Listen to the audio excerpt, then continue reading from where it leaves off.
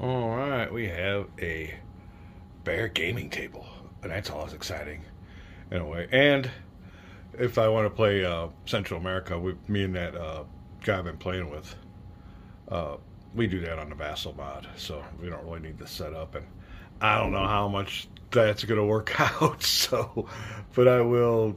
I did get a told him and told him, I'm gonna take a little break. I got that convention coming up.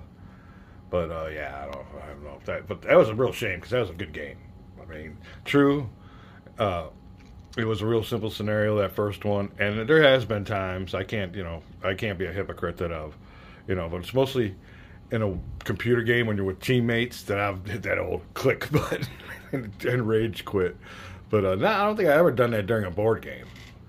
I think maybe a game or so with Command and Colors.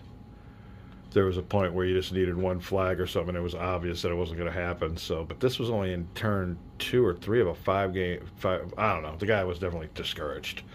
So he threw in the towel. And before I get all set up for another scenario, I'm going to take a break. But we have a unboxing here.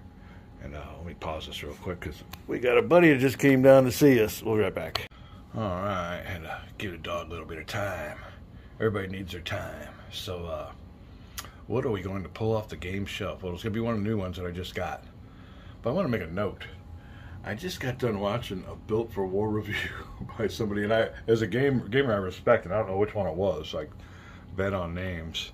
I don't think it was Rough Swordsman. It was somebody who had a son, and he was going through his best and worst of last year, and that was one of his worst. He said Built for War. And he did have a point. He said it was basically it was too simple of a game, and it is a simple game, but it was fun. I didn't give it that bad of reviews. I thought, to be honest with you, American Revolution Hidden Strike was my worst game.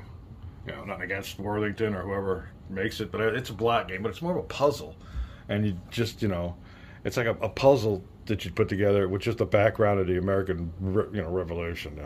And that's basically, I guess, what all these games are. It's just cardboard pieces with a background of historical, maps. They're all puzzles in a way, but that puzzle there I really wasn't too hip on. But we are going to pull out Empires of the Sun because, and nothing against Gilbert's, as soon as I get done over there with Lazarus, we're going to get another table over there. I'm looking forward to that game too. But this one here has got a real improved, or it's more, I think, where we can get us more solitaire suitability from this one. And another thing is 2021 second edition and third printing. All right, now there's a lot of videos on this game, and this game, I guess, is there maybe 3 or 4 editions of this one, and you go all the way back.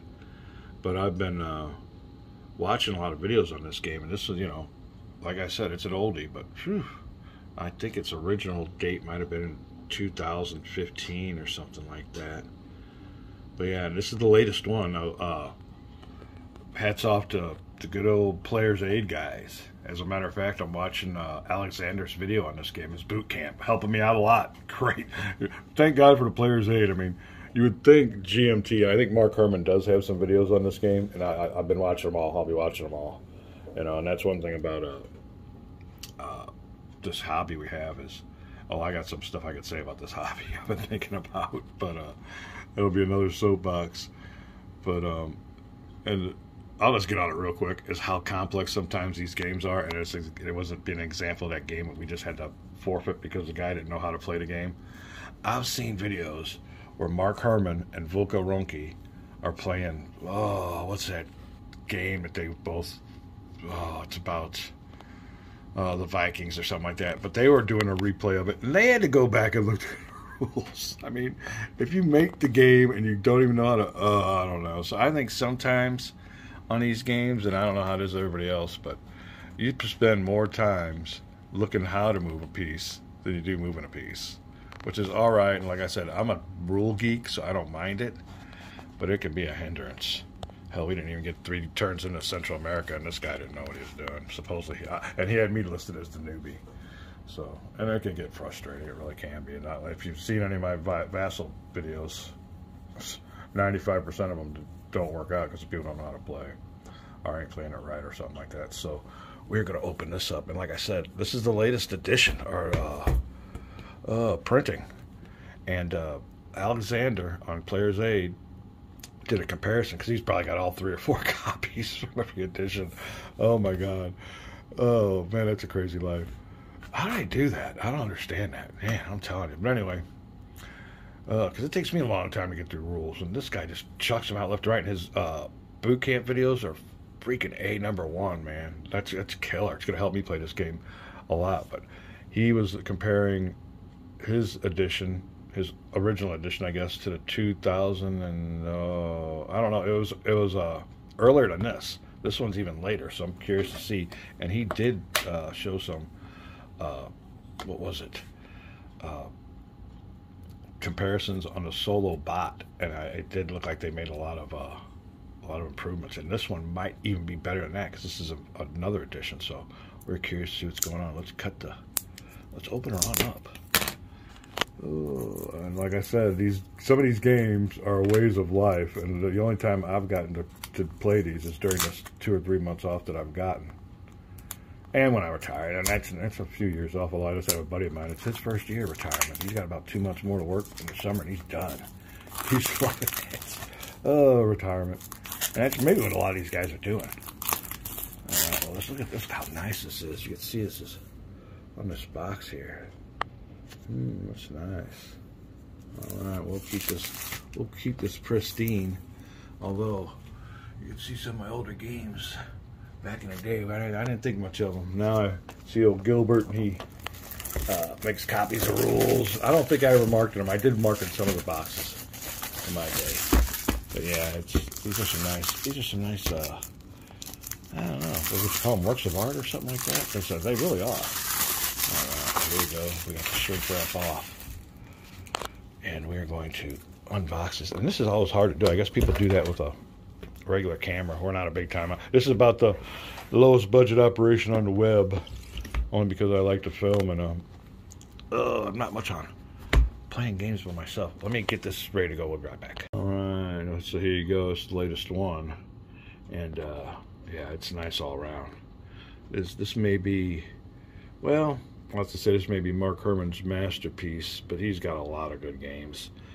And now that I've gotten Empire of the Sun, and it being more of a CDG card-driven game, I'm definitely wanting to take a look at the Hex Encounter version, Pacific War. Oh, that's an older game too. I think that's a redo of maybe an older Avalon Hill game. All right, well, here we go. Let's get this off here, and we got our table of contents. Oh, game design, Empire of the Sun, Pacific War, huh? Well, don't tell you if it's rules or anything like that. I guess it is. Setting up the game. And like I said, highly recommended you watch the Player's Aid Boot Camp. They do a great job. Oh, here you go. Here you go. Yeah, this all looks the same. Like I said, I'm trying to mentally compare it to Alexander's, because I think this is even a newer one than that.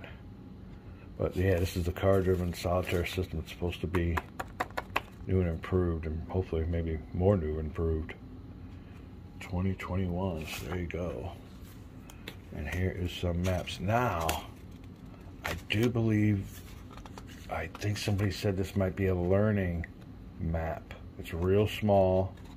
It's almost like a magazine game type of deal here. If I'm correct, don't quote me on it, but it's what yeah, this might be like a little game within a game. Oh, look at, I could be correct. There you go. That is GMT's magazine game, or magazine. So that could be what that is. And we know all these Rabuls and stuff from, oh, what's a game I'm playing on with the computer? Oh, no, from Midway Solitaire. Yeah, we were using that, so it's all the same. We're going to be experts on all these by the time we're done with all these games. And like I said, I guess this summer's my Pacific War flavor motif, because I got a lot of games going on there. I got a bunch of computer games that I'm checking out too, so here you go. We got the Player's Aid, I guess. Player Aid cards. Are they both sided? Oh, yeah. There you go. Oh. Battle factor calculator. We might be getting a little bit crazy in here. But I'm sure old Alexander, those guys will help me through it. Starting, and that's another thing about, you get all excited, you spend a lot of time studying rules for these games. Then they have them go down. My biggest one was Blitzkrieg. That thing is an hour's worth of setup, and the guy didn't show up when it came time for our Vassal session. Oh, God. Vassal. All right. Allied start reinforcement schedule. Oh, another thing Alexander has is a counter tray. I'm going to have to get some counter trays. And this one might have it included. We'll have to see. But he had it set up really good. He gives you a lot of hints on that. So hats off to the players. Hey, man, them guys are wargaming professors. They're the professionals. All right. Yeah, and another thing. How come they're in a board game league? I play a lot of that fantasy stuff. I mean, I'd probably lose my butt on it. But I wouldn't mind entering a tournament. If a game that I know, and believe me, if I'm putting money down, I'm going to know that game back and forth. But I'm pretty well versed in Kingdom of Heaven and Warriors of God. If there was ever a convention where you play for a trophy or so, I'll pay out. Heck, they got Major League Baseball leagues and everything out. Why not a professional Wargamers league? All right, at the start, Japanese at start units, and I've told that guy who ran that Crayons and Colors tournament. He had a lot of trouble with guys showing up, and just doing the game. Playing for shits and grins is nice, but unless you got skin in a game, is what I call it. Some reason to show up. And that's the way it is with fantasy baseball. When I first started that, we'd have free leagues. Well, you always have your guy that does the draft and then you never hear from him again, or people that within 2 or 3 games, turns, they quit. And they got their team abandoned, and you got to work around that. So I've dealt with that. Like I said, put some money in it, and not everybody has to play it. Maybe not everybody wants to pay entry fees for prizes, but some of us do. Makes it more interesting. It's got a lot more on the line. Believe me. Watch on my fantasy baseball or daily fantasy sports things. There's some good cash in there, and man, that's always nice. All right. Well, anyway, player aid cards. So these must just be little quick reference charts, or what? All right. Start reinforced. These are order of battle cards. I'm sorry, I'm rambling on. More of those player aid cards, but it's a 3-pager. So, whew. And we're going to have our work cut out for us. This might take up my whole gaming season right here. Oh, and this is something else. All right, now that's another thing I don't know if I was too hip on. They got this in Labyrinth. And this is if this happens, go here to here to here. I mean, this is the way I guess they do that solitaire system, which is all right. But I wasn't too hip on it on Labyrinth. I mean, it just kept on doing the same thing. I mean, and it was going after what it needed to go after. It's just basically you make their best moves. You do what you do when you solo plays. They just got it built into a bot where his best option, you do their best option. So we're curious to see how this works. And we'll definitely, I think, be playing the solo version. Although, in my Vassal ad, I did have a guy, and I pledged my luck. I chose the wrong one. It was either this game with opponent of this game, or the guy from Central America, and I picked the guy from Central America. So yeah, whatever. Like I said, I've rage quit before too, but that was kind of you get your red flags, with opponents, and I guess it's kind of like dates. If you don't miss or mash, that's one thing good about old Alexander and Grant. Although I hear sometimes they get a little testy. I guess you always could. All right, well here's more. Wow, Japanese endgame phase access. I guess this is more the bot. All right, you got a bot for, I guess if you wanted to play each side. So if you want to be the Japanese, you got a bot for the Allies. Okay, maybe that's what's going on here. All right. And here are the counters. Wow. And I don't think it's all that bad. That counter trade that Alexander had wasn't too bad. There's just a lot of markers to get to know and stuff like that. But we are excited to delve into this game. If you can get this game down pat, hell, you can go to a convention or something and play it with some other players. I wonder how that goes. How does that go? Man, I've never been to a convention before. And I have watched, I think I was watching Grant and Alexander again, and he said there was a time when they were playing a game and people weren't too happy playing it or something like that. So I guess human beings will be human beings. Okay, well, here you go. Mounted map. Thick old mounted map. Wow, this thing's... That'll be nice. That'll be nice. All right, well, I don't see a counter in here, so I guess I'll have to buy one from Mini Mart. That's what I thought maybe Alexander had to include in one of the game. But here's your cards. And it's all about the cards. And the mechanics of the game. And the mechanics look great. Only 2 die? Wow. I guess they're 10s? Yeah, I guess they're 10ers. Huh. All right, well, I do give you a bunch of these. But like I said, I'll probably be getting me a counter tray, because he said he's got that set up really good to where you just go down the line for each turn or something, and you're set. But not too bad. Let me pause for a throat clearing break. All right, there you go. Counters. Armies. Big numbers. Bunch of X's. Old Alexander told me that already. Here you go with the planes. The numbers up there in the upper left are starting positions. Some don't have starting positions. Oh, Marine units. I mean, it was called a boot camp, and it really was, because sometimes he was just going over the basic symbols and stuff like that. But I'm sure there's a lot more into this game than that. And like I said, I'm on episode 2 of boot camp, and thoroughly enjoying it. Thoroughly enjoying it. To where I don't think anybody else would if they weren't in the games. My girlfriend would probably watch it for 2 seconds and say, "What are you doing?" All right, well, that's it. We got it worked out here. We're going to be spending a day getting into this game.